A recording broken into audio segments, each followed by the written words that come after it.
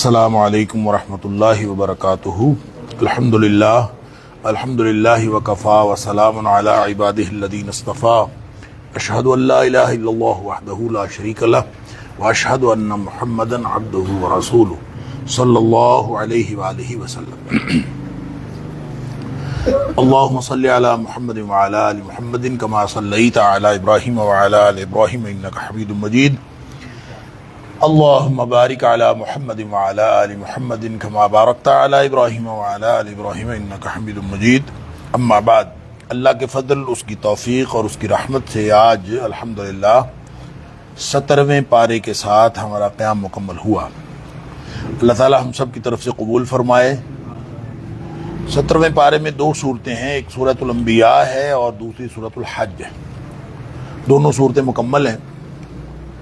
سورۃ الانبیاء جو ہے یہ کوئی امکان یہ ہے کہ مکی دور، ویسے تو مکی صورت ہے اور مکی دور کے کوئی درمیانی عرصے میں یہ نازل ہوئی۔ اس میں 17 انبیاء کا ذکر ہے اور ان کے انبیاء کی پھر جو تبلیغ تھی، دین کی جو تبلیغ انہوں نے کی، اس پر ان کو جو آزمائشیں آئیں، جو مشکلات ہوئیں، جو کامیابیاں اللہ تعالیٰ نے دیں، ان کا تذکرہ اللہ کریم نے بہت اجمالاً اس کے اندر فرمایا ہے۔ اور ساتھ ہی ساتھ جو اصول دین کے مضامین ہیں، یعنی توحید، رسالت اور آخرت، اس کے اوپر اللہ کریم نے اس کے اندر ساتھ ساتھ تعلیمات ارشاد فرمائی ہیں۔ اور یوں کہہ لیجئے کہ ایک عمومی جو اس کا تذکرہ ہے وہ مشرکین کے جو رویے ہیں ان کا ذکر بھی ہے اس میں، اور خاص طور پہ جو نبی اکرم صلی اللہ علیہ وسلم کے حوالے سے وہ مختلف پینترے بدلتے تھے، یعنی ایک نقطہ نظر ان کا نہیں تھا۔ اور قرآن نے یہاں ابتدائی، یہ جو سورہ انبیاء کا جو ابتدائی حصہ ہے، اس میں خاص طور پہ اللہ کریم نے ان پہلوؤں کا ذکر کیا ہے جن مختلف پہلوؤں سے وہ اعتراض کرتے تھے، گویا وہ اپنی ہی بات پر وہ متفق نہیں تھے اور کبھی کچھ کہتے تھے کبھی کچھ کہتے تھے۔ تو قیامت کے قرب کی خبر سے سورت کا آغاز ہوتا ہے، اقترب للناس حسابهم وهم فی غفلۃ معرضون۔ لوگوں کا حساب ان کے سروں پہ آ گیا، لیکن لوگ ہیں کہ وہ غفلت میں ڈوبے ہوئے ہیں، پھرتے ہیں اپنے اپنے کام کرتے۔ ما یاتیہم من ذکر من ربہم محدث الا استمعوہ وہم یلعبون۔ نیا کوئی حکم آتا ہے اللہ کی طرف سے سن لیتے ہیں، لیکن اپنے اپنے شغل میں سب مشغول ہے۔ کوئی شخص جو ہے وہ اس کی طرف جو ہے وہ توجہ ہی نہیں کرتا۔ لاہیۃ قلوب، ان کے دل غافل۔ اور اس پر جو ہے اللہ کریم نے پھر فرمایا کہ یہ اب اس غفلت کے باوجود نبی پاک صلی اللہ علیہ وسلم کے اوپر جو اعتراضات کرتے ہیں اس اعتراض کے بارے میں غافل نہیں ہے۔ اعتراض تو ضرور کرتے ہیں نبی پاک صلی اللہ علیہ وسلم کی ذات۔ کبھی کہتے ہیں کہ حل ھذا الا بشر مثلکم، یہ بشر ہیں۔ یہ اعتراض ہر دور کے معاندین نبوت کا رہا ہے۔ افتاتون السحر، کبھی یہ کہتے تھے کہ جادو ہے، یہ جو نبی پاک صلی اللہ علیہ وسلم کو جادوگر کہتے تھے۔ بل قالوا اضغاث احلام، کبھی کہتے تھے یہ پریشان خیالی ہے جو نبی پاک صلی اللہ علیہ وسلم قرآن ان کو پیش کرتے تھے، پریشان خیالی۔ بل افتراء، کبھی کہتے تھے خود انہوں نے بنایا۔ بل ہوا شاعر، کبھی کہتے تھے شاعر ہے۔ تو قرآن نے ان کے جو مختلف جو پینترے ہیں، یوں کہہ لیجئے، وہ سارے ان کا تذکرہ کیا ہے، اور پھر فرمایا ہے کہ وما ارسلنا قبلک الا رجالا نوحی الیہم، جتنے بھی ہم نے اس سے پہلے نبی بھیجے ہیں سارے کے سارے مرد اور انسان تھے۔ آپ اگر نہیں کسی کو پتا تو فاسألوا اہل الذکر ان کنتم لا تعلمون، جن کو علم ہے ان سے پوچھ لے اگر آپ لوگوں کو علم نہیں ہے۔ اور پھر فرمایا کہ وما جعلناہم جسدا لا یاکلون الطعام، کوئی بھی ایک بھی نبی ایسا نہیں تھا جو کھانا نہ کھاتا ہو، جو گلیوں میں نہ پھرتا ہو۔ ہر نبی کھانا کھاتا تھا، ہر نبی کے اندر یہی خصائص تھے جو نبی اکرم صلی اللہ علیہ وسلم کے۔ لہذا فرمایا کہ یہ جو قرآن ہے، نہ تو وہ نبی ایسے تھے وما کانوا خالدین، کوئی ہمیشہ دنیا میں رہنے والا نہیں تھا، سب آئے اور چلے گئے۔ اور اسی طرح جو پھر اللہ تعالیٰ نے آپ صلی اللہ علیہ وسلم کو لقد انزلنا الیکم کتابا، پھر اللہ نے ایک کتاب آپ کی طرف نازل کر دی، فیہ ذکرکم، اس میں تمہارا ذکر ہے۔ تمہارے سے کون مراد ہے؟ تمہارے سے ہم مراد ہیں۔ ہر قاری قرآن اس سے مراد ہے، جس کو جو قرآن پڑھ رہا ہے، جو قرآن سن رہا ہے، اس سے مراد ہے کہ اس میں اس کا ذکر ہے۔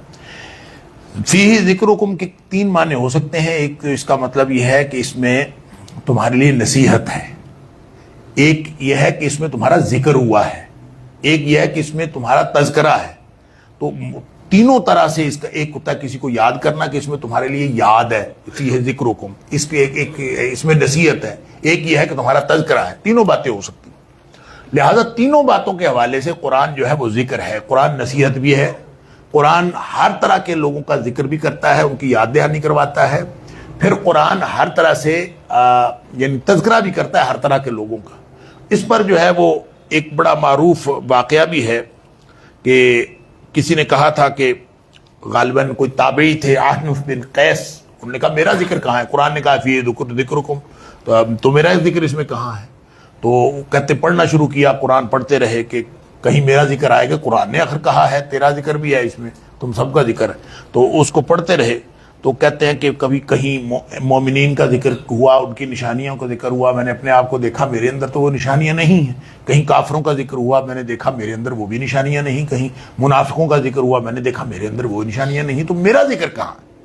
پھر وہ کہتے ہیں کہ مجھے سورہ توبہ کی جب اس آیت پر میں پہنچا وَآخَرُونَ اعْتَرَفُوا بِذُنُوبِهِمْ خَلَطُوا عَمَلًا صَالِحًا وَآخَرَ سَيِّئًا عَسَى اللَّهُ أَن يَتُوبَ عَلَيْكُمْ، جب میں نے یہ پڑھا کہ کچھ لوگ ایسے ہیں کہ جن کے جو گناہ کا اعتراف بھی کرتے ہیں، کچھ نیکیاں بھی کرتے ہیں، کچھ ان کی زندگی میں غلطیاں ہیں، کہتے میں نے جب یہ دیکھا نا تو میں نے سمجھا یہ میرا ذکر آ گیا ہے، میں بھی ایسا ہوں کہ میں نیکیاں بھی کرتا ہوں، مجھ سے گناہ بھی ہو جاتے ہیں، میں اپنے گناہوں کا اعتراف بھی کرتا ہوں، گویا اس کے اندر ہمارا ذکر موجود ہے۔ تو قرآن کی فضیلت بھی ہے اس میں، اور اس میں اہل ایمان کی فضیلت بھی ہے، اور قرآن کی جو وسعت ہے اور اس کا جو اعجاز ہے اس کا ذکر بھی ہے۔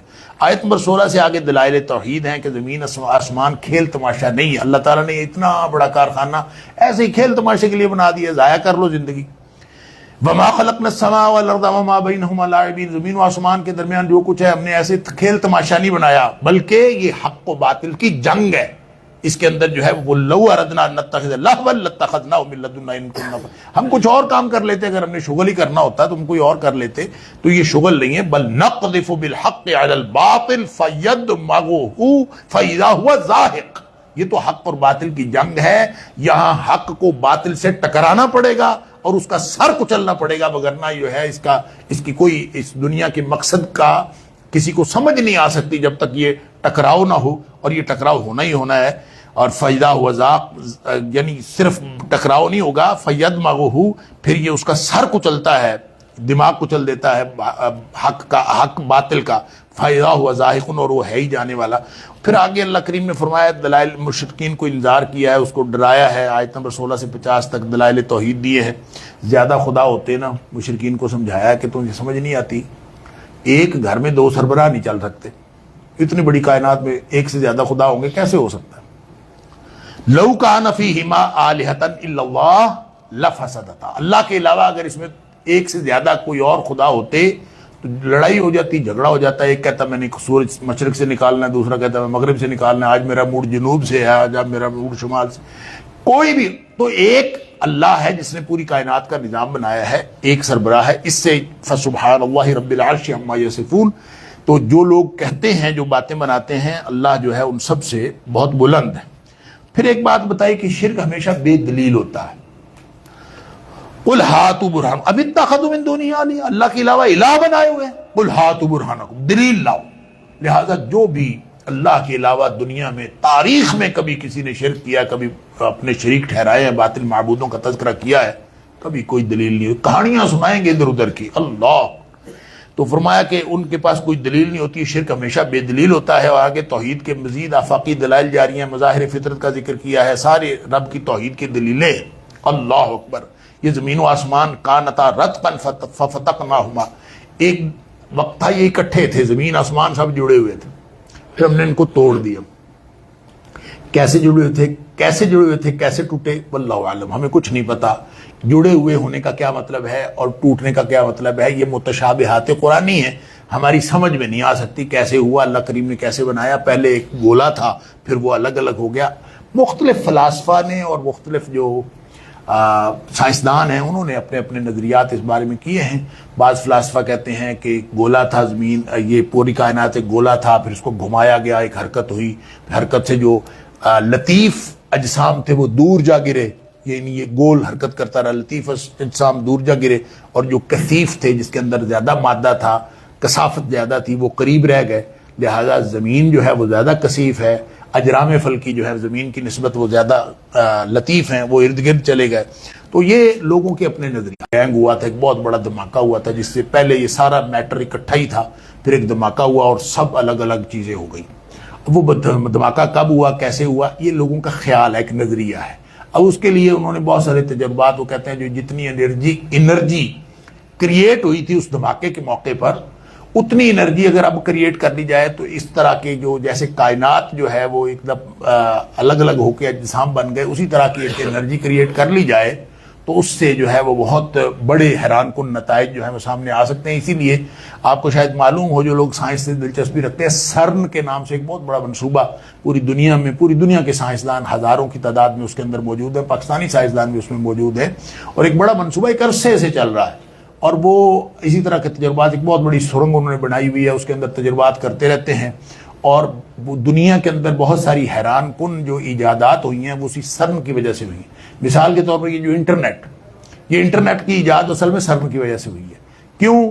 اس لیے کہ پوری دنیا کے سائنسدان تھے، ان کو آپس میں رابطہ رکھنے کے لیے جو اپنے آپس کی جو تحقیقات تھیں وہ شیئر کرنے کے لیے ضرورت پڑتی تھی، تو رابطے کے لیے انہوں نے ایک بات، آپس میں رابطے کے لیے ایک بات نکالی تھی. وہ کرتے کرتے وہ جو ورلڈ وائڈ ویب بن گیا، WWW بن گیا، پوری دنیا کا ایک اتنا بڑا جال بن گیا کہ اب ہم ساری اس جال میں پھنس گئے. اللہ تعالیٰ معاف فرمائے.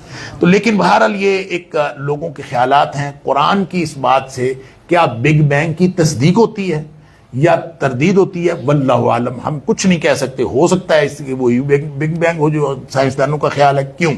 اس کی وجہ یہ ہے کہ قرآن نے یہ بات کیٹیگوریکلی کہہ دی ہے کہ آفاق و انفس میں آہستہ آہستہ لوگوں کے سامنے نشانیاں ظاہر ہوتی رہیں گی. سنریہم آیاتنا فی الآفاق وفی انفسہم، ہم ان کے اور نشانیاں دکھاتے رہیں گے حتی یتبین لہم انہ الحق. ایک وقت آئے گا کہ ان کو یہ پتہ چلے گا قرآن نے جو کچھ کہا ہے وہی حق ہے. تو ہو سکتا ہے کانتا رتقا ففتقناہما، سائنسدانوں کی تحقیق سے کوئی بات ایسی سامنے آئے اور قرآن کی یہ بات ثابت ہو جائے، کیونکہ جو کائنات ہے وہ اللہ کی تخلیق ہے، قرآن اللہ کا کلام ہے. اللہ کے کلام میں اور اللہ کی تخلیق کے اندر کوئی تفاوت اور تضاد نہیں ہے. آگے پھر فرمایا کہ انسان جو ہے بڑا جلد باز ہے، اور جو قرآن کا اور نبی پاک صلی اللہ علیہ وسلم کا مذاق اڑاتے تھے ان کو جو ہے وہ تنبیہ کی گئی ہے کہ جلدی نہ مچائیں. تو فرمایا کہ خلق الانسان من عجل. اللہ اکبر. انسان جو ہے بڑا جلد باز ہے. یقولون متی ھذا الوعد ان کنتم صادقین. لوگوں کو ہمیشہ یہی ہوتا ہے کہ کب آئے گا کوئی وعدہ. اللہ اکبر. تو اللہ تعالیٰ فرماتا ہے کہ اللہ تعالیٰ کا جب وعدہ آ جائے گا تو سب تباہ و برباد ہو جائے گا. قیامت کو میزان لگے گا. ان کان مثقال حبۃ من خردل اتینا بہا، رائی کے دانے کے برابر بھی عمل ہوگا تو سامنے آ جائے گا. آیت نمبر 51 سے 93 تک 17 انبیاء کے واقعات شروع ہو جاتے ہیں. تاریخ کی مثالیں بتائی گئی ہیں. گویا اللہ کریم یہ ہمیں بتا رہا ہے کہ جو کار نبوت ہے نا اس کی حیثیت کیا ہے. لہٰذا نبی پاک صلی اللہ علیہ وسلم کو اس میں تسلی ہے اور معاندین کو اس کے اندر انذار ہے. پہلے ابراہیم علیہ السلام کا ذکر کیا، پھر یکے بعد دیگر واقعات ان کے بتائے ہیں. انہوں نے ابراہیم علیہ السلام کی جو تبلیغ تھی اس کا تذکرہ کیا ہے، ساتھ ساتھ دلائل توحید دیے گئے ہیں. اور پھر وہ واقعہ معروف جو مناظرے کا تھا ان کے ساتھ، جو قوم ابراہیم یعنی کہہ لیجیے جو ابراہیم علیہ السلام قوم تھی ان کے ساتھ، کہ وہ ابراہیم علیہ السلام کو چھوڑ گئے. وہ کہیں جا رہے تھے کسی میلے شیلے پہ، ابراہیم علیہ السلام رہ گئے. پہلے ہی سنا ہے کہ ابراہیم علیہ السلام نے پلاننگ کی ہوئی تھی، سارے بت توڑ دیے اور جو بڑا تھا اس کے کندھے پہ کلہاڑا رکھ دیا، اس کو رہنے دیا، اس کو نہیں مارا، یعنی اس کو توڑا نہیں، باقی سارے توڑ دیے. جب وہ واپس ہے حیران، ہمارے بتوں کے ساتھ کس نے، ہمارے الہوں کے ساتھ، ہمارے معبودوں کے ساتھ کس نے کیا کیا؟ کسی نے کہا قالوا سمعنا فتى يذكرهم يقال له ابراہیم. ابراہیم نامی ایک نوجوان ہے، وہ ان کی باتیں کیا کرتا تھا، ہو سکتا اس نے کیا. بلا لو، قالوا فاتوا به، اس کو لاؤ علی اعین الناس، ساری دنیا کے سامنے لے آؤ. ابراہیم انت فعلت هذا، یہ تو نے کیا؟ اللہ اکبر. قال بل فعله كبيرهم هذا فسالوهم ان كانوا ينطقون. اب یہ بعض نے تو کہا ہے اور حدیث میں بھی آتا ہے کہ یہ بظاہر غلط بیانی لگ رہی ہے کہ حضرت ابراہیم علیہ السلام نے کہا کہ ان کے بڑے نے کیا، اس سے پوچھ لو. اگر قرآن کو تھوڑا سا پنکچویشن کا آپ انداز بہتر کر لیں تو بات یہ سمجھ آ جاتی ہے کہ ابراہیم علیہ السلام نے غلط بیانی نہیں کی تھی. ابراہیم علیہ السلام نے یہ کہا تھا کہ قال بل فعلہ کیا تو ہے. قال بل فعلہ، انہوں نے کیا ہے. کبیرہم ھذا فسألوہم، یہ ان کا بڑا کھڑا ہے، اس سے پوچھ لو. ان کانوا ینطقون، اگر یہ بولتے ہیں تو اس سے پوچھ لو. گویا ابراہیم علیہ السلام نے یہ نہیں کہا کہ میں نے نہیں کیا، انہوں نے کہا قال بل فعلہ، ہاں کیا ہے. انہوں نے اعتراف کیا تھا، لیکن بڑے کو اس میں شامل اس لیے کیا کہ بڑے سے پوچھو. یہ نہیں کہا کہ بڑے نے کیا ہے. بعض نے اس کو پنکچویشن اس طرح سے نہیں کی اور انہوں نے کہا کہ بل فعلہ کبیرہم ھذا، اس بڑے نے کیا. تو بہرحال اس کا یہ ترجمہ بھی بنتا ہے کہ اس کو بڑے نے کیا ہے، سمجھانے کے لیے یہ بھی ہو سکتا ہے. ان قام ینطقون، اگر یہ بولتا ہے، جو بولتا نہیں وہ کر کیسے سکتا؟ تو جو کر نہیں سکتا اس کے بارے میں کہنا کہ اس نے کیا ہے، یہ جھوٹ نہیں ہے، غلط بیانی نہیں ہے، سمجھانے کا ایک انداز ہے. لہذا اس کا دیکھو اس نے کیا، اس سے پوچھ لو. فرجعوا الی انفسہم، پھر آپس میں انہوں نے اپنے گریبانوں میں جھانکنا شروع کر دیا. انکم انتم ظالمون، اپنے آپ کو کہنا شروع کر دیا یار بڑی تم نے غلط بات کی ہے کہ ابراہیم کے سامنے تم جو ہے وہ جھوٹے ہو گئے ہو. اب کیا کریں؟ ثم نکسوا علی رؤوسہم، سر جھکائے ہوئے. لقد علمت ہؤلاء ما ہؤلاء ینطقون، ابراہیم تجھے پتہ تو ہے یہ تو باتیں نہیں کر سکتے. ابراہیم علیہ السلام نے کہا اگر باتیں کرتے ان سے پوچھ لو. ما ہؤلاء ینطقون، خود کہتے ہیں کہ یہ باتیں نہیں کر سکتے. قال فتعبدون من دون اللہ ما لا ينفعکم شیئا ولا یضرکم، تم پھر اللہ کو چھوڑ کر ان کی بندگی کر رہے ہو جو نہ فائدہ کر سکتے ہیں نہ نقصان کر سکتے ہیں، نہ اپنا فائدہ نقصان بچا سکتے ہیں. اف لکم ولما تعبدون من دون اللہ، تمہارے اوپر بھی تف ہے اور جن کی تم اللہ کو چھوڑ کر بندگی کر رہے ہو ان کے اوپر بھی تف ہے. اللہ افلا تعقلون، ذرا بھی عقل نہیں ہے تمہیں. پریشان ہو گئے کیا کرے. اس کا تو جواب کوئی نہیں، معبودان بھی ذلیل ہو گئے اور خود بھی ذلیل ہو گئے، کیا کرے. ذلت سے بچانے کے لیے حرقوا وانصروا آلہتکم، اگر اپنے الہوں کی اپنے معبودوں کی مدد کرنی ہے تو ایک کوئی طریقہ ہے، انہوں آگے سٹ دو، اس کے علاوہ کوئی طریقہ نہیں. اس کو جلا دو، ورنہ تو بڑی انسلٹ ہے، بڑی بےزتی ہوئی ہے کہ نہ معبود کچھ کر سکے نہ ہم کچھ کر سکے. بہرحال انہوں نے پھر حضرت ابراہیم علیہ السلام کو جب آگ میں پھینکا، قلنا یا نار کونی بردا وسلاما علی ابراہیم، وہ آگ جو ہمیشہ جلاتی تھی اب یہ اللہ کے لیے آگ میں جا رہا تھا، اسی اللہ کا حکم ہوا اور وہ آگ جو ہے وہ ٹھنڈی بن گئی. ٹھنڈی ایسی نہیں بنی کہ برف جیسی ہو گئی ہو اور وہ تکلیف دہ بنی، بردم و سلامن، سلامتی والی ٹھنڈی گلزار بن گئی. اور وہ پھر ذلیل و رسوا ہو گئے. وہ ارادو بھی، کئی دن انہوں نے تو ایک پلان کیا تھا کہ جلا دیں گے تو چلو ہماری عزت بچ جائے گی، اللہ تعالیٰ بچالنا مقصد مزید ذلیل ہو گئے. ایک پلاننگ انہوں نے کی تھی، ان کی پلاننگ پھر خراب ہو گئی. اب آگے حضرت لوط علیہ السلام کا، اسحاق علیہ السلام کا، یعقوب علیہ السلام کا تذکرہ ہے. سب صالح ترین افراد تھے، صاحبان علم و حکمت تھے. آگے نوح علیہ السلام کا ذکر ہے کہ اللہ سے انہوں نے مدد مانگی، اللہ اکبر. اور پھر اس کے بعد داؤد علیہ السلام، سلیمان علیہ السلام پر جو اللہ تعالیٰ نے انعامات کی بارش کی تھی، سبحان اللہ، کہ ان کو جو ہے وہ زرع کی جو صنعت تھی وہ بھی ان کو دی تھی. زرع بنانے کا ایک ان کے پاس فن بھی تھا اور حکمت و علم بھی دیا تھا. اس کے علاوہ جو ہے وہ جو ان ہوا تھی، ہر چیز کے اوپر ان کی حکومت تھی. سلیمان علیہ السلام جو ہے ان کو اصل میں ایک یہاں اللہ کریم نے ایک کیس کا بھی ذرا اشارہ دیا ہے. حضرت داؤد علیہ السلام کے پاس کیس آیا تھا اور داؤد علیہ السلام اس کا فیصلہ کیا. کیس یہ تھا کہ وہ کسی کی بکریاں جو ہیں کسی کی کھیتی کو چر گئی تھی، تو داؤد علیہ السلام نے فیصلہ کیا کہ چونکہ بکریوں نے اس کا کھیت اجاڑ دیا ہے لہذا بکریاں ساری وہ کھیت والے کو دے دیں. انہوں نے یہ فیصلہ کیا. تو سلیمان علیہ السلام جو تھے وہ یہ بات سن رہے تھے، بیٹے تھے، تو انہوں نے کہا کہ نہیں، یہ فیصلہ ٹھیک نہیں ہے. آپ ایسے کریں، اپنے والد صاحب کو کہہ رہے ہیں کہ آپ ایسے کریں کہ بکریاں اس کو دے دیں اور اس کو کہیں کہ اس کا کھیت ٹھیک کر کے دے، اسی حالت میں کرے جس حالت میں تھا، اور اس وقت تک بکریاں اس کے پاس رہیں، وہ بکریوں سے فائدہ حاصل کرتا رہے، اور جو ہی وہ کھیت واپس اصلی حالت میں آ جائے پھر بکریاں واپس اصل مالک کو دے دی جائیں. یہ فیصلہ ہونا چاہیے. تو اللہ تعالیٰ فرماتا ہے فَفَهَّمْنَاهَا سلیمان، یہ جو کیس تھا ہم نے سلیمان علیہ السلام کو زیادہ سمجھا دیا، یعنی ان کو سمجھایا. سمجھ جو حضرت داؤد علیہ السلام کو بھی آئی تھی، انہوں نے بھی عقل کے مطابق. اس کا مطلب یہ ہے کہ فیصلہ کرنے والا اگر نیک نیت ہو اور نیک نیتی کے ساتھ بھی اگر وہ فیصلہ کرے اور غلط بھی ہوگا فیصلہ تو اللہ تعالیٰ اس کو بھی اجر دیتا ہے۔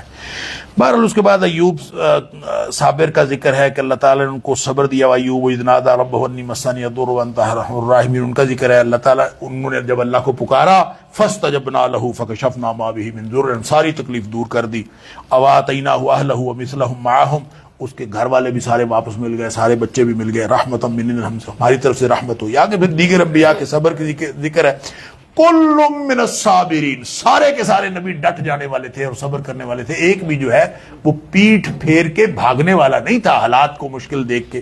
کل من الصابرین، سارے ہی صبر کرنے والے، اسماعیل بھی، ادریس بھی، ذوالکفل۔ یونس علیہ السلام کا میں نے عرض کیا کہ جب بھی اللہ تعالیٰ عام طور پہ قرآن میں ذکر کرتا ہے یونس نہیں کہہ کے ذکر کرتا، وذنون، مچھلی والا، اللہ پیار سے، سبحان اللہ۔ اذ ذهب مغاضبا، جب وہ ناراض ہو کے چلا گیا تھا، یعنی اللہ سے ناراض ہو کے چلا تو فظن ان لن نقدر علیہ فنادى فی الظلمات، اس کا کیا خیال تھا کہ ہماری اس کے اوپر قدرت کوئی نہیں ہے، یعنی ناراض ہو کے گیا تھا تو پھر پکڑا گیا مچھلی کے پیٹ میں، اللہ اکبر، اور پھر وہاں پہ پکارتا رہا لا الہ الا انت سبحانک انی کنت من الظالمین۔ بعد میں اللہ تعالیٰ فرماتا ہے فاستجبنا لہ، ہم نے اس کی بھی دعا قبول کر لی، فرجا لہ من الغم، اس کو غم سے نجات دے دی۔ اسی طرح ہم مومنوں کو نجات دیتے ہیں۔ آگے دیگر انبیاء کا ذکر ہے، زکریا علیہ السلام کا ذکر ہے، اور پھر آیت نمبر 94 سے 106 تک مشرکین کا انجام کا ذکر ہے کہ وہ اہل توحید سے مختلف ہوتا ہے۔ ایک غلط فہمی تھی جو مشرکین کو ہی اس کا اللہ تعالیٰ نے یہاں پہ ازالہ فرمایا ہے، انکم وما تعبدون من دون اللہ حسب جہنم وانتم لہا واردون، تم بھی اور جن کو تم پوجتے ہو سارے کے سارے جہنم کا سامان ہو، سب نے جہنم میں، جہنم کا ایندھن ہو، سب نے جہنم میں جلنا، یعنی تم بھی اور جن کو تم پکارتے ہو انہوں نے بھی۔ اچھا، اس پر مشرکین بڑے خوش ہوئے کہ جناب ہم تو چلے بتوں کو پوجتے ہیں، یہ بتوں کو ہم نے تو شریک بنایا ہوا ہے، تو جو عیسائی ہیں انہوں نے تو حضرت عیسیٰ علیہ السلام کو بنایا ہوا ہے۔ تو گویا قرآن کے اس بیان کا مطلب یہ ہوا کہ نعوذ باللہ من ذالک، جن کو تم بھی اور جن کو تم پوچھتے ہو سب جہنم میں جائیں گے، تو اس کا مطلب ہے نعوذ باللہ من ذالک وہ بھی جہنم میں جائیں گے حضرت عیسیٰ علیہ السلام؟ نہیں، اللہ تعالیٰ نے پھر اس کے فرمایا کہ ان الذین سبقت لہم من الحسنی، جن کو پہلے ہی ہماری طرف سے اچھائی عطا ہو چکی، یعنی جو نیک لوگ تھے، چاہے وہ انبیاء تھے، چاہے صالحین تھے، چاہے بعد والے لوگوں نے اگر ان کو معبود قرار دے دیا تو ان کی طرف کو تو اللہ تعالیٰ نے ایمان اور تقوی اور اچھائی پہلے دے دی تھی، اولئک عنہا مبعدون، وہ جہنم سے دور رہیں گے، ان کو بلکہ دور کتنا، لا یسمعون حسیسہا، اللہ اکبر، وہ جہنم کی آہٹ تک سے نہیں سنیں گے، یعنی تم کہتے ہو جہنم میں جائیں گے، وہ تو جہنم کی آہٹ تک نہیں سنیں گے، اللہ تعالیٰ ان کو محفوظ رکھے گا۔ اچھا، اس سے پتہ چلتا ہے کہ وہ جو ابھی ہم نے پچھلے پر کل والے درس میں سنا تھا سورہ مریم میں کہ ہر شخص نے جہنم کے اوپر سے گزرنا ہے، پل صراط اس کے اوپر سے ہر ایک نے گزرنا ہے، اور ہر شخص اپنے ایمان کے مطابق گزرے گا۔ گویا جو اہل ایمان ہے جن کے بارے میں نبی پاک صلی اللہ علیہ وسلم ایسے گزریں گے جیسے بجلی چمکتی ہے، تو گویا ان کو یہ احساس ہی نہیں ہوگا کہ ہم جہنم کے اوپر سے گزر رہے ہیں۔ لہٰذا یہ جو اللہ تعالیٰ فرماتا ہے نا کہ وہ تو اس کی آہٹ بھی نہیں سنیں گے، اور حالانکہ اس کو سورہ ملک میں اللہ تعالیٰ نے فرمایا دور دور تک اس کی چنگھاڑ جو ہے وہ سنائی دے گی جہنم کی، اور جیسے آپ کسی سمندر کے قریب چلے جاتے ہیں تو دور سے ہی آپ کو سمندر کی جو لہریں ہیں ان کی آواز آنا شروع ہو جاتی ہے، تو اسی طرح کوئی چیز ہو تو جو جہنم کی آگ ہے اور جہنم کی جو چنگھاڑ ہے وہ تو بہت دور دور تک سنائی دے گی۔ اس کا مطلب ہے اہل ایمان کو اللہ تعالیٰ جب پل صراط سے گزارے گا بھی تو انشاءاللہ ان کو احساس بھی نہیں ہوگا وہ کہاں سے گزر رہے ہیں۔ آخری جو چند آیات ہیں، آیت نمبر 107 سے 112 تک نبی پاک صلی اللہ علیہ وسلم کو تسلی دی گئی ہے اور مشرکین کو ایمان کی دعوت دی گئی ہے، اور اس کے بعد سورہ حج ہے۔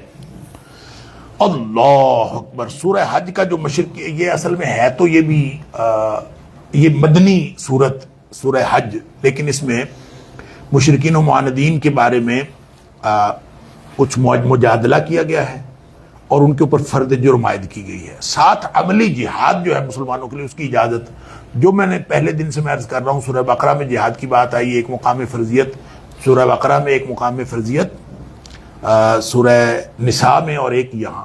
نزول کے اعتبار سے یہ والا جو حج سورہ حج کی 39 نمبر آیت ہے، نزول کے اعتبار سے یہ پہلے ہے، اور باقی دونوں دوسرے نمبر پر سورہ بقرہ کی آیت ہے، تیسرے نمبر پر جو ہے وہ سورہ نساء کی آیت ہے، وہ بھی اس کے اندر ہے، گویا عملی جہاد اور مسلح مزاحمت کا جو جواز ہے وہ بھی اس کے اندر پیش کیا گیا کہ نظم اجتماعی کے لیے، دعوت کے لیے، عبادت کے لیے جہاد کی ہدایت اور جہاد کی اہمیت ہے۔ آغاز جو ہے بڑے خوفناک طریقے سے، یا ایھا الناس اتقوا ربکم، میں کائنات کے لوگ اپنے رب سے ڈر جاؤ، ان زلزلۃ الساعۃ شیء عظیم، قیامت کا زلزلہ بہت بڑا حادثہ ہے۔ اللہ اکبر، اس دن تم دیکھو گے ہر دودھ پلانے والی ماں اپنے بچے کو بھول جائے گی۔ اللہ اکبر۔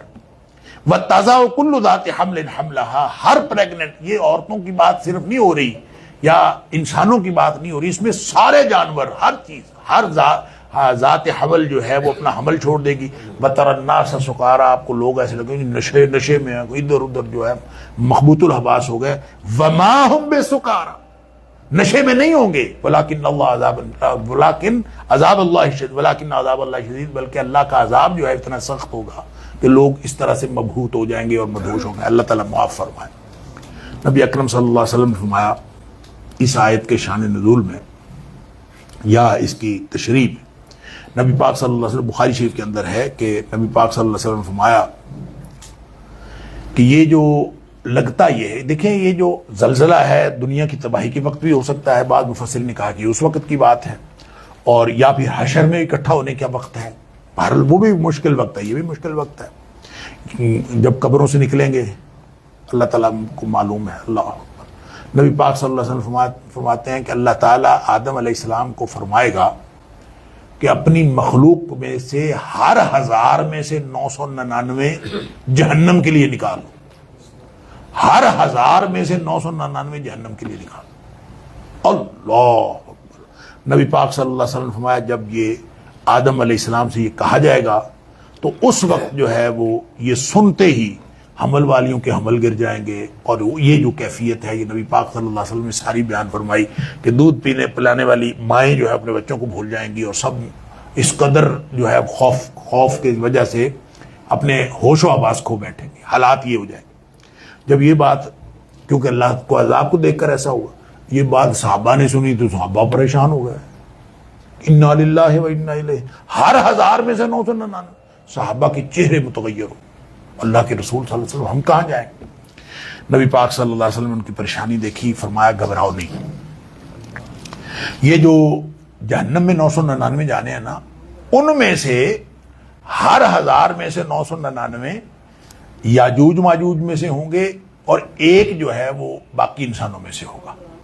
یعنی اس طرح صحابہ اکرام تھوڑے سے حوصلے میں ہوئے کہ اس کا مطلب ہے خیر ہے انشاءاللہ۔ پھر نبی کریم صلی اللہ علیہ وسلم نے فرمایا میں امید کرتا ہوں کہ تم لوگ جو ہو، میری امت، یہ اس کی جہنمیوں کی تعداد میں ان کی تعداد جو ہے وہ اس قدر ہوگی، اس کی مثال ایسے ہے جیسے سفید بیل ہو اور اس کی کمر میں چھوٹا سا سیاہ نشان ہو، یا آپ نے اس سے الٹ فرمایا کہ سیاہ بیل ہو اور اس کی کمر میں سفید نشان ہو چھوٹا سا، تو گویا اتنے جہنمیوں کی تعداد کے مقابلے میں جو میری امت کے جہنمی ہوں گے وہ بہت تھوڑے سے ہوں گے۔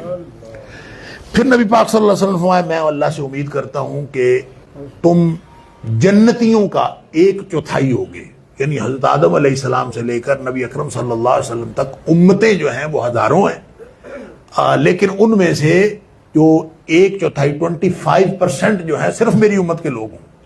یہ بات آپ نے ارشاد پھر آپ نے فرمایا نہیں میں اللہ سے امید کرتا ہوں کہ تم 1/3 ہوگے، گویا 33%۔ پھر آپ نے فرمایا نہیں میں امید کرتا ہوں کہ تم 50% ہوگے، نصف جنتیوں کا نصف تم ہوگے۔ تو یہ انشاءاللہ خوشخبری ہے امت محمدیہ کے لیے، لیکن اس کا مطلب یہ نہیں ہے کہ جو بد کردار ہیں وہ چاہے امت محمدیہ کے ہوں گے وہ جنت میں جائیں گے۔ نبی پاک صلی اللہ علیہ وسلم نے اس کی تشریح بھی دوسری حدیث میں فرمائی کل امتی یدخلون الجنہ، میرا ہر امتی جنت میں جائے گا۔ یہ اتنا بڑا اعزاز ہے نبی پاک صلی اللہ علیہ وسلم کی امت کا ہونا، ہر امتی جنت میں جائے گا الا من ابا، صرف وہ جنت میں نہیں جائے گا جو خود انکار کر دے۔ کس سے انکار کر دے؟ یا جنت میں جانے سے انکار کر دے یا امتی ہونے سے انکار کر دے، بات تو ایک ہی ہے۔ صحابہ حیران ہو کہ اللہ کے رسول صلی اللہ علیہ وسلم بھلا کوئی جنت میں جانے سے بھی انکار کرتا ہے یا امتی ہونے سے بھی انکار کرتا ہے؟ تو میں سنو، من اطاعنی فدخل الجنہ، جس نے میری بات مان لی میری اطاعت کی وہ جنت میں داخل ہو جائے گا. جس نے میری بات نہیں مانی جتنا مرضی امتی بنا پھرے, جو میری بات نہیں, من عصانی فقد ابا, جس نے میری بات نہیں مانی وہ اس نے گویا جنت میں جانے سے انکار کر دیا یا امتی ہونے سے انکار کر دیا. اللہ تعالیٰ معاف فرمائے. آغاز جو ہے وہ منکرین توحید و آخرت کو تنبیہ سے ہوتا ہے, اور یہ ساری تنبیہات ہیں کہ جو لوگ بھی اس طرح کی حرکتیں کرتے ہیں, وَمِنَ النَّاسِ مَن يُجَادِلُ فِي اللَّهِ بِغَيْرِ عِلْمٍ وَيَتَّبِعُ كُلَّ شَيْطَانٍ مَرِيدٍ. یہ کوئی بھی شخص جو نبی کی مخالفت کرتا ہے اس کے بارے میں ہو سکتا ہے بعض لوگوں نے کہا یہ خاص آدمی نضر بن حارث ایک آدمی تھا نبی پاک صلی اللہ علیہ وسلم کے دشمنوں میں سے, تو شاید یہ وہ سردار آدمی تھا, اس کی بات. پھر فرمایا کہ اگر تمہیں شک ہے, ان کنتم فی ریب من البعث, اگر تمہیں یہ شک ہے کہ پتہ نہیں قیامت آنی ہے کہ نہیں آنی, کہ پتہ نہیں دوبارہ زندہ ہونا ہے کہ نہیں ہونا, تو فرمایا پھر اپنے مراحل تخلیق پر غور کر لو کہ تم بنے کیسے ہو. مٹی سے بنے ہو, پھر نطفے سے بنے ہو, پھر نطفہ جو ہے وہ ماں کے پیٹ میں قرار پایا, پھر وہ نطفہ مضغہ بنا, مضغے کے بعد اس کی شکل بنی, شکل بن کرتے کرتے 9 مہینے رہے, پھر اللہ تعالیٰ نے ایک وقت آیا کہ تمہیں بچہ بنا کے باہر نکال دیا, پھر دنیا میں آ گئے. یہ جو ساری چیزیں سمجھ میں آتی ہیں کیسے ہو گئے.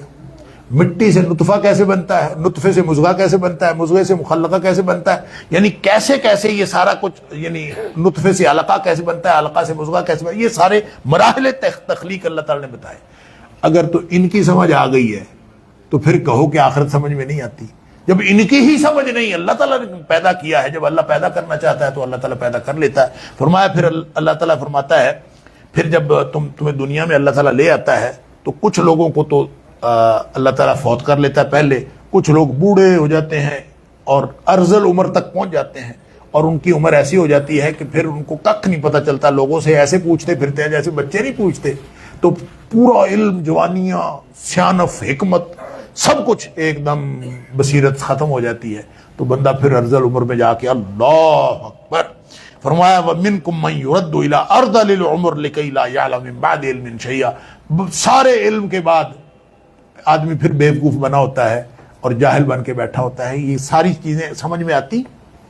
جب یہ سمجھ میں نہیں آتی تو پھر یہ شک کرنے کی کیا ضرورت ہے, جو اللہ یہ پیدا کر سکتا ہے, یہ سارا کچھ کر سکتا ہے, وہ اللہ دوبارہ زندہ بھی پیدا کر سکتا ہے. اسی طرح ایک اور مثال دی کہ کھیتی نہیں دیکھتے, وَتَرَى الْأَرْضَ حَامِدَةً فَإِذَا أَنزَلْنَا عَلَيْهَا مَاءً, جب کھیتی کے اوپر پانی آتا ہے تو پھر وہ کھلکھلاتی ہے اور کھیتی جو ہے وہ لہلہانا شروع کر دیتی ہے, اور ہر طرح کے جو ہے پھل آپ کو ملتے ہیں. پھر ایک دفعہ ایک دم ہوتا ہے تو وہ ساری کی ساری ختم ہو جاتی ہے. یعنی جو مردہ کھیتی سے ایک دم نکل آتی ہے تو تمہیں سمجھ نہیں آتی. ذالک بان اللہ هو الحق, اللہ نے جو کچھ کہا ہے وہی حق ہے, اور وانہ یحیی الموتى, اللہ مردوں کو زندہ کر لے گا.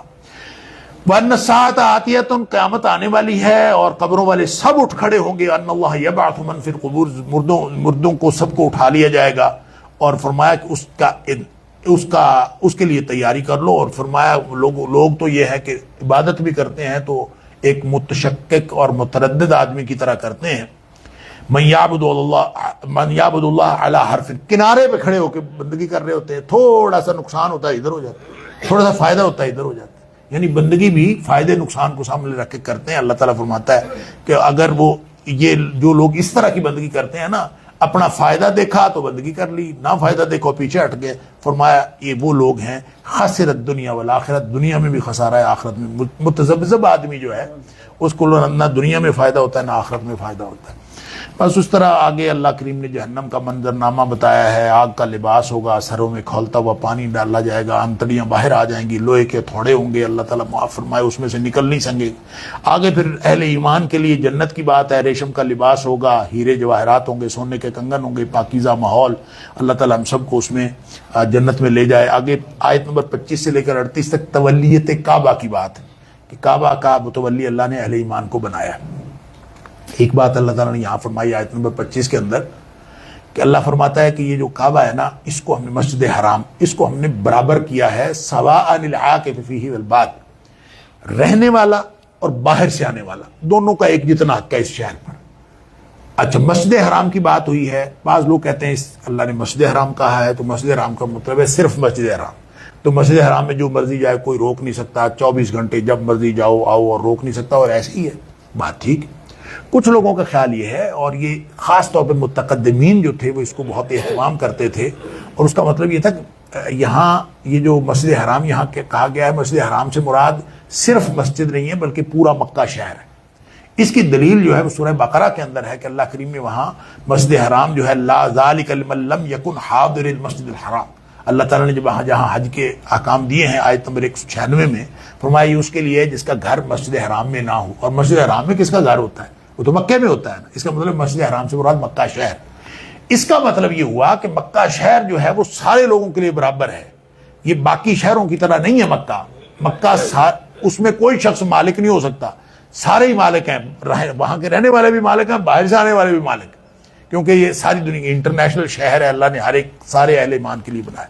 یہ فرمایا اللہ کریم نے سواء العاکف فیہ والباد، جو رہنے والے ہیں ان کے لیے اور باہر سے آنے والوں کے لیے برابر ہے۔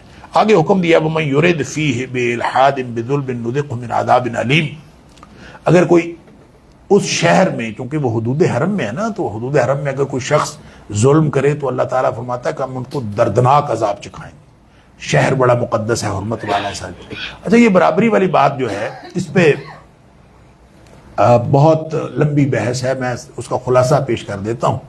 بعض متقدمین کا خیال تھا کہ یہ جو مکے کی جو پراپرٹی ہے، نہ وہ کسی کی ملکیت ہو سکتی، نہ کوئی بیچ سکتا ہے، نہ کوئی خرید سکتا ہے، نہ ہی کوئی کرائے پہ دے سکتا ہے۔ اس لیے ایک عرصے تک مکے کا ماحول یہ ہوتا تھا کہ جب حج کا موقع آتا تھا، عمر فاروق رضی اللہ تعالیٰ عنہ مثال کے طور پر، وہ مکے کے باسیوں کو حکم دیتے تھے کہ وہ اپنے گھر چھوڑ کر خالی کر کے پہاڑوں پہ چلے جائیں، تاکہ باہر جو حجاج آ رہے ہیں وہ ان گھروں میں رہیں اور حج کریں، اور حج کرنے کے بعد وہ واپس چلے جائیں۔ جب وہ واپس چلے جائیں گے تو پھر گھر والے مکین وہاں آ جائیں، کیونکہ یہ باہر سے آنے والوں کے لیے اور لوکل لوگوں کے لیے برابر ہے۔ اچھا، یہ ایک عرصے تک یہ ہوتا رہا، اور بعد میں آہستہ آہستہ جو ہے، ابھی بھی کچھ عرصہ پہلے جو ہم نے اپنے بڑوں سے سنا ہے کہ یہ جو 50-100 سال پہلے جو لوگ، 50 تو نہیں، خیر 100 سال پہلے، جو 60-70-80 سال پہلے جو لوگ یہاں سے جاتے تھے بر صغیر سے، تو یہ لوگ ان کے گھروں میں رہتے تھے، ہوٹل شوٹل تو ہوتے ہی نہیں تھے وہاں پہ۔ تو حجاج جو بر صغیر سے جاتے تھے، جا کے وہاں کے لوکل لوگوں کے گھروں میں رہتے تھے، اور جو لوکل لوگ ہیں وہ اپنے گھروں میں رکھتے تھے، اور بالکل کوئی کرایہ شرائع کسی چیز کا نہیں ہوتا تھا۔ اور 4-4 مہینے، آپ کو پتا ہے کہ جو لوگ حج کے لیے جاتے تھے 4-4 6-6 مہینے رہتے تھے، اور پھر وہ آنا، بحری جہاز پہ جانا آنا، یہی طریقہ کار رہا۔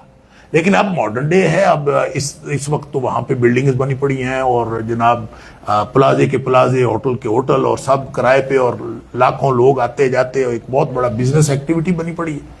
اس کے بارے میں بہرحال جو مختلف دلائل لوگوں کے پاس موجود ہیں کہ جو وہ بھی خلافت راشدہ سے بھی مل جاتے ہیں، مختلف دلائل کہ ملکیت ہو سکتی ہے۔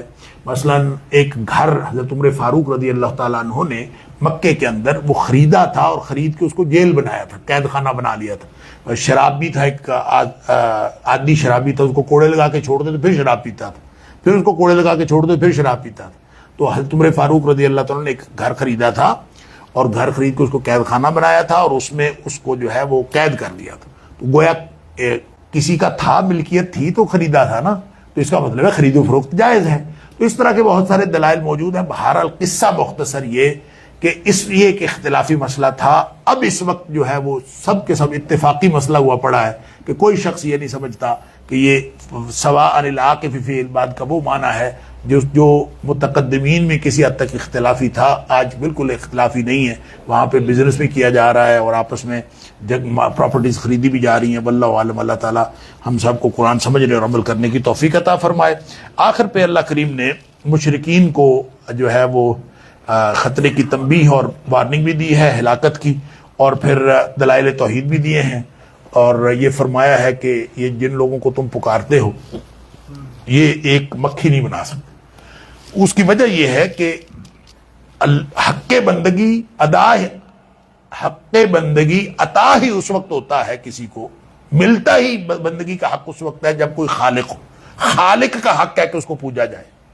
لہذا اللہ فرماتا ہے کہ مخلوق میں سے جن کو تم پوجتے ہو، دیکھو تو کسی نے کوئی چیز پیدا کی ہے، یہ تو ایک مکھی نہیں پیدا کر سکتے۔ مکھی پیدا کرنا تو دور کی بات، فرمایا کہ مکھی ان سے کوئی چیز چھین کے لے جائے نا، کھانا کھا رہے ہو تو ان سے چھین کے لے جائے، واپس نہیں لے سکتے۔ اتنا بڑا چیلنج۔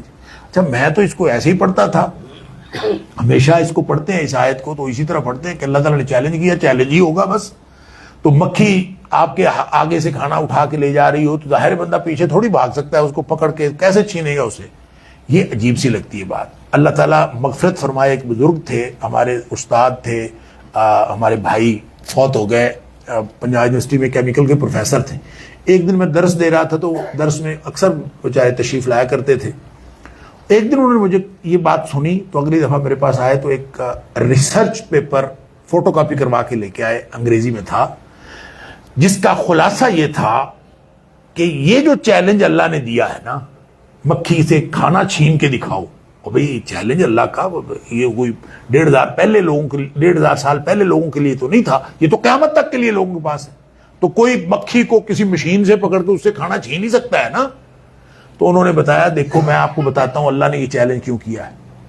اس تحقیق میں یہ لکھا ہوا تھا کہ مکھی کو اللہ نے اس طرح اس کا سسٹم یہ بنایا ہے کہ جب مکھی نے جب یہ کسی چیز پر بیٹھتی ہے نا، اگر تو وہ لیکوڈ ہو تو اس کو یہ پی لیتی ہے، سک کرتی ہے. اس کو اللہ تعالیٰ نے کھانے کا ملکہ نہیں دیا، اس کو اللہ نے پینے کا ملکہ دیا ہے. تو جس چیز میں اگر تو وہ لیکوڈ ہے اس کو پی لیتی. اگر یہ کسی ٹھوس چیز پر بیٹھتی ہے نا تو اس کے اندر سے ایک لیکوڈ نکلتا ہے، پہلے وہ لیکوڈ اس کے اوپر ڈالتی ہے، مایا ایک نکلتا ہے، یہ اس کے اوپر ڈالتی ہے، اتنی جگہ جتنا اس نے پینا ہوتا ہے نا اتنی جگہ وہ مایا بن جاتی ہے. یعنی کھانے کے اوپر بیٹھتی ہے تو پہلے اپنے اندر سے نکالتی ہے، پھر وہ مایا بن جاتی ہے، پھر اس مایا کو وہ اپنے اندر سک کر لیتی ہے تو وہ پی کے اڑ جاتی ہے. مکھی تو مار سکتے ہو، اس وقت سے کھانا نہیں چھین سکتے. یہ ہے اصل میں چیلنج کہ مکھی کے پاس ایسا ہوتا ہی نہیں کہ مکھی ہاتھ میں لے کے جا رہی ہو تو آپ اس کو پکڑ کے اس سے کھانا چھین لیں. تو اللہ کریم نے یہ جو چیلنج کیا ہے، اللہ لن يخلقوا ذبابا ولو اجتمعوا له وان يسلبهم الذباب شيئا لا يستنقذوه منه. اگر وہ لے کے جا رہی ہوتی تو اس سے چھین نہیں سکتے، ان کے پاس تو یہ حیثیت گویا قیامت تک کے لیے چیلنج ہے. جب یہ اتنی کمزور مخلوق ہے انسان، تو پھر یہ اس میں سے معبود کیسے ہو سکتا ہے؟ کوئی کسی کے سامنے انسان جھکے، اس کا حق کیسے ہو سکتا ہے؟ فرمایا ضعف الطالب والمطلوب، جس سے مانگا جا رہا ہے وہ بھی کمزور اور جو مانگنے والا ہے وہ تو پہلے ہی کمزور. ما قدر اللہ حق قدرہ، ان لوگوں نے اللہ کی قدر ہی نہیں کی، ان کو پتہ ہی نہیں کہ خالق کا قدر کیا ہے. اللہ اکبر. ما قدر اللہ حق قدرہ ان اللہ لقوی عزیز، اللہ قوت والا ہے، اللہ ہر چیز کے اوپر غلبے والا ہے. اور اللہ تعالیٰ نے اپنے جو ہے وہ نبی بھیجے ہیں سارے، اور اس لیے بھیجے ہیں کہ تاکہ سب لوگ زندگیاں اللہ کی طرف لگا دیں. اور اللہ کی طرف زندگیاں لگا لینے کا کیا مطلب ہے؟ وہ مطلب سمجھ لیجئے، جاہدوا فی اللہ حق جہادہ. آگے پھر پوری آیت مکمل ہوتی ہے، اللہ کے رستے میں اس طرح سے جہاد کرو جس طرح اللہ کے رستے میں جہاد کرنے کا حق. دیکھیں جہاد شروع ہوتا ہے انسان کے نفس سے. نبی پاک صلی اللہ علیہ وسلم فرماتے ہیں جہاد کا مطلب ہوتا ہے پوری کوشش کرنا، دشمن کے خلاف ٹکرا جانا، اور قتال کا کلائمیکس ہے. وگرنہ انسان کے قلب سے لے کر، قلب کی اصلاح کے عمل سے لے کر میدان جہاد میں قتال کے لیے ٹکرا جانا، یہ سارا جہاد ہے. اس لیے اللہ کریم فرمایا وجاہدوا فی اللہ حق جہادہ، اپنے نفس سے لے کر اس میدان جنگ میں دشمن سے ٹکرا جانے تک اپنی زندگیاں جو ہے وہ اللہ تعالیٰ کی خوشنودی کے لیے لگا دو. یہ اس پوری آیت کا مطلب ہے. اللہ تعالیٰ مجھے اور آپ کو قرآن سمجھنے اور عمل کرنے کی توفیق عطا فرمائے. وآخر دعوانا الحمد